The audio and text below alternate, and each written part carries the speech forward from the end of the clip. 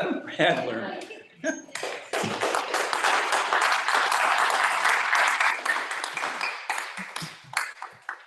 Thank you, everyone. Thank you, Kim. You always have the perfect setup, and I not only have to follow you, but I have to follow Frederick Buechner, who perfectly framed what I'm going to try to say.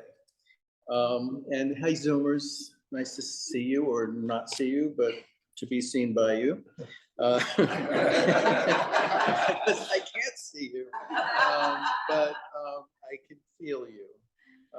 And I'm going to find my clock so I kind of keep myself on sort of track. And my glasses. Okay. When I began to approach this lesson for today, I began struggling with the very word truth and thinking about the world we live in and the chaos around us.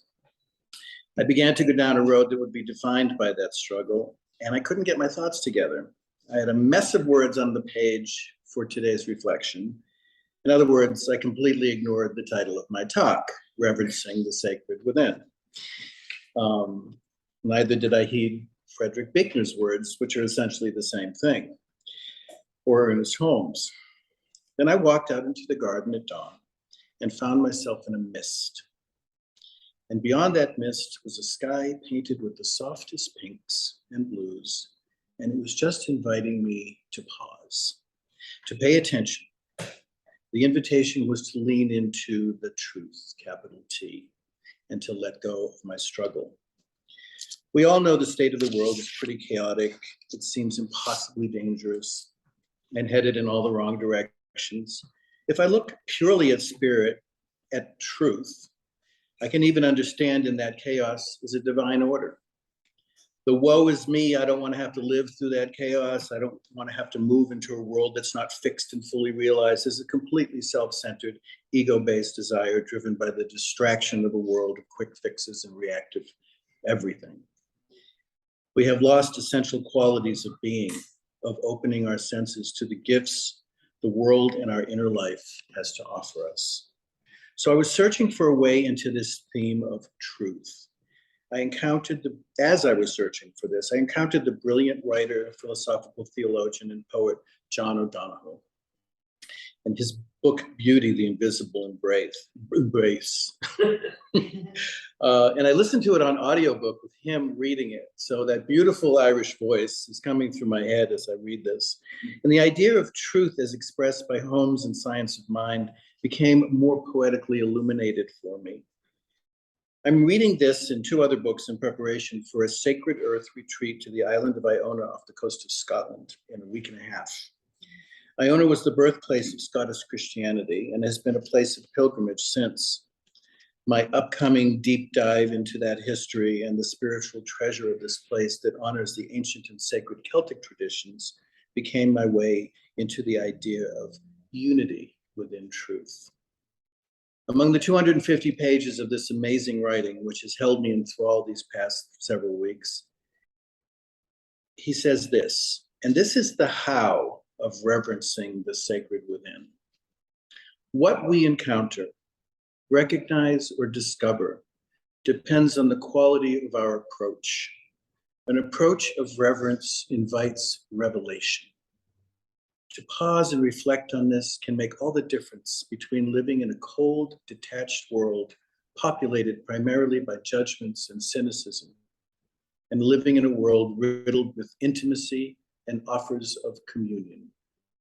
When our approach is one of reverence, we find ourselves falling deeper into a deeper embrace with all that is open to encounter, both internally and in the surrounding breathing world. One of the reasons this resonated so deeply with me is that it offers a way of approaching the world, of settling into myself with wonder and stillness, a kind of stillness that can reveal deeper truths, deeper unity with ultimate truth, capital T. And the world, life, has conspired to offer me this gift when I'm able to receive it in a way that has been percolating for me and opening a door.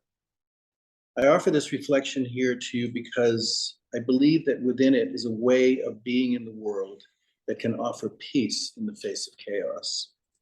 It has been revealing itself for a while with the invitation that is within my power to step into it. As with all of us, I have much to move out of the way to access this, but life is giving me plenty of opportunities, and this summer has been especially poignant. I spent the better part of July being with a dying friend, a very old and close friend to my spouse and also to me. And he ended up spending his last days with us at his happy place, as he calls our home and garden. Friend groups gathered to see him. He ruled the goings-on with all the determinations of a dying man and of his particular personality. And we fell into the surreal journey of dying with him, of the dying journey with him, taking our cues as best we could and giving him his moments left to unfold as he wished. For me, it was almost like stopping time. We all went about our business of making sure things got done for him and the necessities of our lives went on, got taken care of. But other than that, it was all about being in this sacred place with our friend. For me, it offered a chance to approach with reverence and listen very closely to this profound mystery unfold for him and for all of us. To Billy, existence in this world became very simple. Nothing much mattered except making his journey as gracefully as he lived his life. Oh, he wanted to enjoy favorite things, and he left some of them he could enjoy. Others he was able to let go as soon as he realized it. He insisted I make him a lemon meringue pie, so I did, and he was able to eat it. He wanted my blueberry pancakes, which he missed, but we made them the morning he died, and all of us ate them in his honor.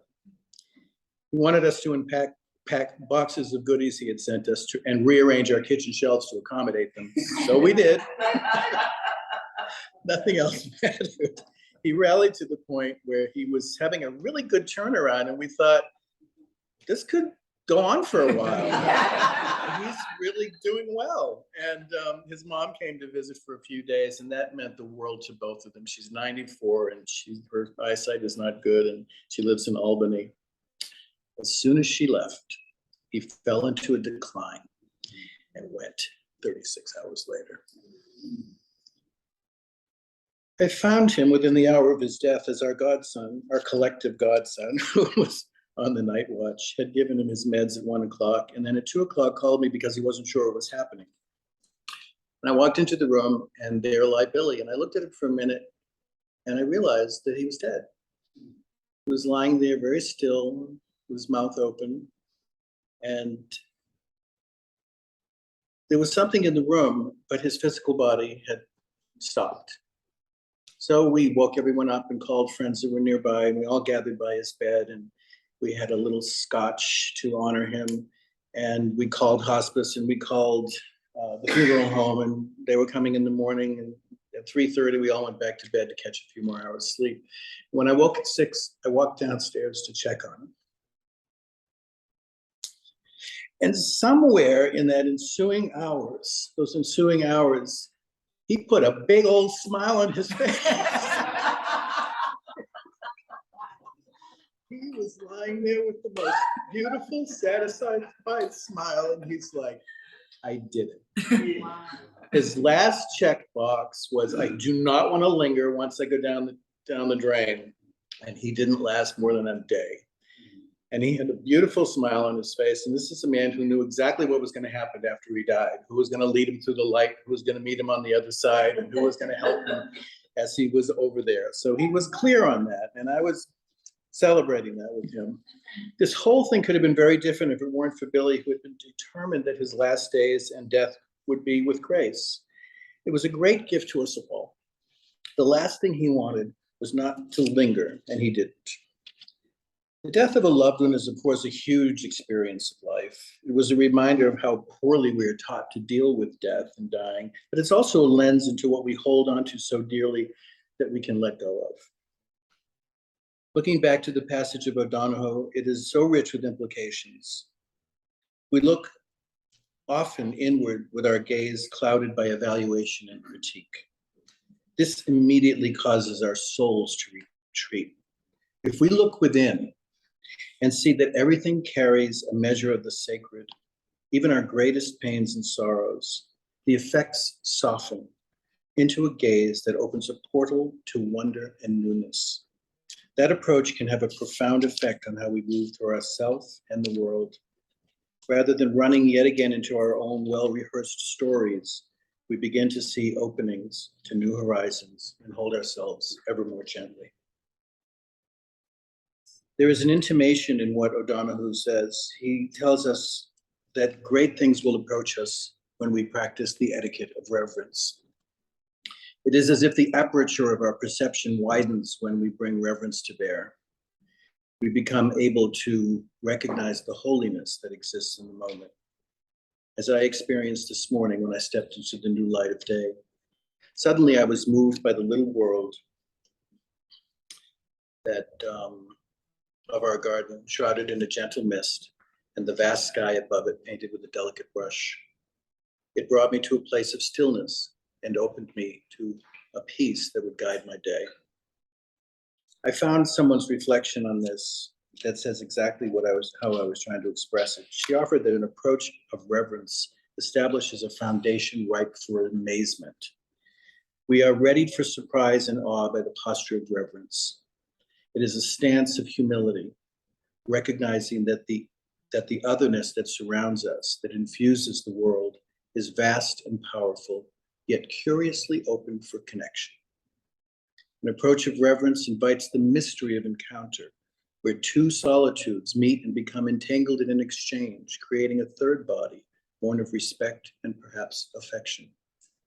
All true connection requires an approach of reverence, a deep regard, an unknowing of who or what we are meeting. It is our bow honoring the exchange. Billy's death was an unforgettable journey and a gift for the soul. It stays with me as a reminder. That reminder is reinforced by reading John O'Donohue. It is reinforced as I look at the idea of truth, capital T, and just set aside the chaos we're enmeshed in around the small T truths of our world. But perhaps if we approach that chaos with reverence, there too, something will be revealed. In a week and a half, I'll be on Iona. It'll be a deep journey into reverencing the sacred. It will be steeped in the reverence afforded by those like John O'Donohue and others who have taken all the world has thrown at us over the millennia and pierced through it to find a deeper truth, a pathway to the truth that Holmes spoke about, the truth of the unity that has been handed down in many forms through the spiritual genius of the ages. As he put it, the truth that is the ultimate gift to us is of one source. It is there to embrace us as much as we can embrace it. It is there to embrace us as much as we can embrace it. It can only give us what we take from it. O'Donohue reminds us again that the rushed heart with arrogant mind lacked the gentleness and patience to enter that embrace. We must be able to step out of the frantic and breathless pace that consumes much of our days. Reverence requires a rhythm akin to prayer. We are asked to slow down and rest in the space of silence and deep listening.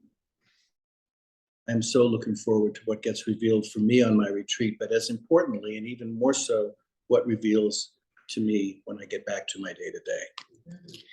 Maybe as an experiment over the next week or so, we could all be a little more mindful about how we approach our inner life.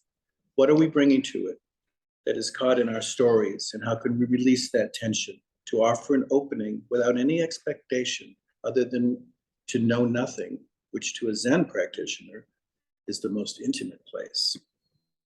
And maybe we could also approach that which is outside of us with that mindfulness. Notice what is in our world with a kind of bow, a soft gaze, and invites. See what unfolds. The way O'Donohue speaks of beauty to me is the same as how Holmes speaks of truth. Beauty is the ultimate illuminating beating heart of everything, and it is ours for the accessing. If we can only learn to reciprocate the art of reverencing the sacred within. I'll close with a blessing that O'Donohue closes his book with. Oh, and I have to get the book. Here we go. A beauty blessing.